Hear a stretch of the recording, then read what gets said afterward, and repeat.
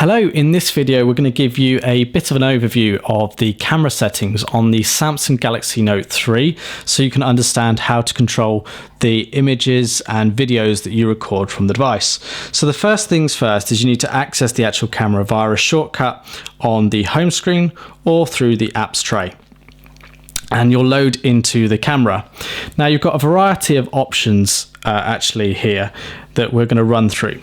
So the first you'll see in the corner is auto. That's the mode that you're actually in for shooting pictures.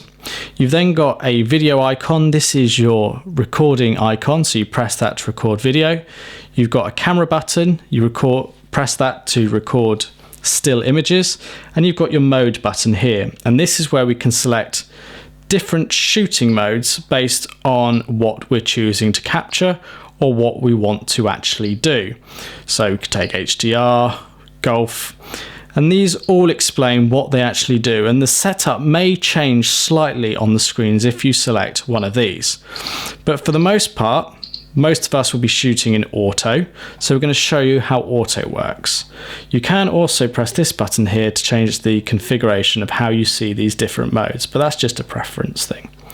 So we're in auto, and at the bottom here we have a little arrow up, and this is where we can choose some different effects.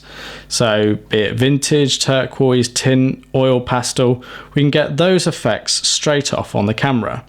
Now you may or may not choose to use them, so you can hide them by just pressing the down arrow again.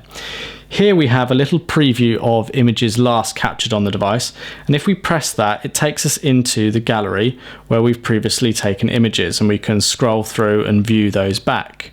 To get back, we just press the back button like so, and we're back into the camera. We then have a variety of settings up here.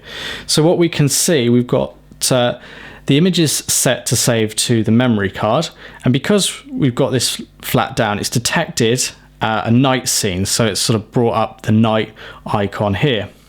We then have the settings cog, which we'll come back to in a moment. We then have the dual shooting mode, so you can record pictures with the front and rear camera at the same time. So if we press that on, we get the dual shooting mode, and it's using both cameras now. We can press and hold on this, and we can move this about the screen and actually resize it. The pop-up menu down the bottom here then changes based on this, so we can choose how we want that to actually display. So you see this changes. So we can pop that down. We can press the button again to get rid of it, or we can press that again to bring it up, and we can flick the cameras so we get a different perspective. But if we switch it off, we can then still flick between the front and rear cameras, but it's actually only doing one shot at a time. So in this case, the front camera. Let's return to the back. We are getting some messages up here based on our settings on the phone, so you won't always get those. So if we then go to the settings cog, we then get this further menu pop out, and we've got additional options. So here we've got sharing options. Now these are some of the advanced options with Samsung devices where you can share the shot automatically. You can share it via chat on, or you can use the phone as a remote viewfinder. More details are in the Samsung manual on that.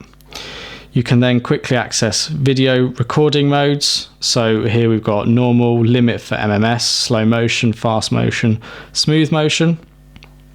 You can choose whether the microphone is on or off for voice controls. So we've actually got that switched off at the moment, but if we were to switch that on, you can take a picture with voice commands such as capture, shoot, smile, and cheese.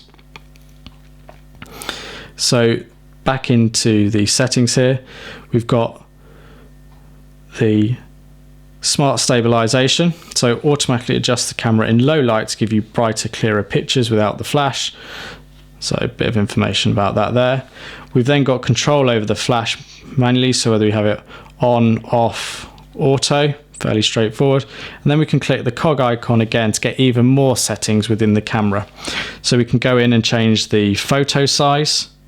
We can change whether burst shot is on or off. whether we tap the screen to take pictures. There's no dedicated camera button on here other than the shutter button on screen, so you could actually tap the screen to take a picture if you wanted. Whether face detection is off or on.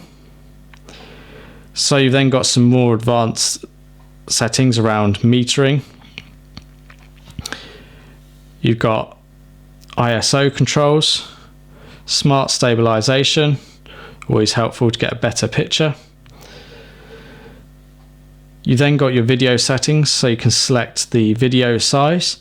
Do be aware the maximum resolution here is 3840 by 2160. That's 4K video recording.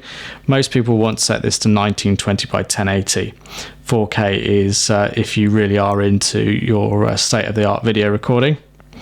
Whether video stabilization is on, and then you've got audio zoom, which enhances the audio on the device.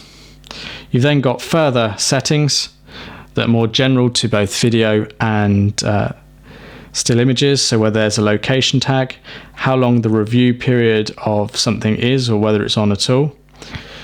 The volume key, you can set what that actually does. So it can be your zoom key, so you can zoom in whilst recording stills or videos. It can actually be your dedicated shutter button if you like, or your recording key. So it's up to you how you set that. Whether there's a timer, so you can set a timer. So if you want to get a group shot or something like that, you can set the time. You've got white balance. Because we're in auto mode, it's defaulted to auto, but you can change this so that you're happy. You can change the exposure value to get better pictures. We then go back into the settings here. You can have whether guidelines are on or off. Got another control option for flash. You've got the voice control on or off. It's actually a really useful feature, so you can have both hands on the device and still take a picture using your voice. Contextual file names. Storage, where the images are stored, so preferably to the memory card to save internal storage, and whether you want to actually reset the settings so you can confirm or not. And that's sort of a quick overview of the camera settings for stills and video on the Samsung Galaxy Note 3.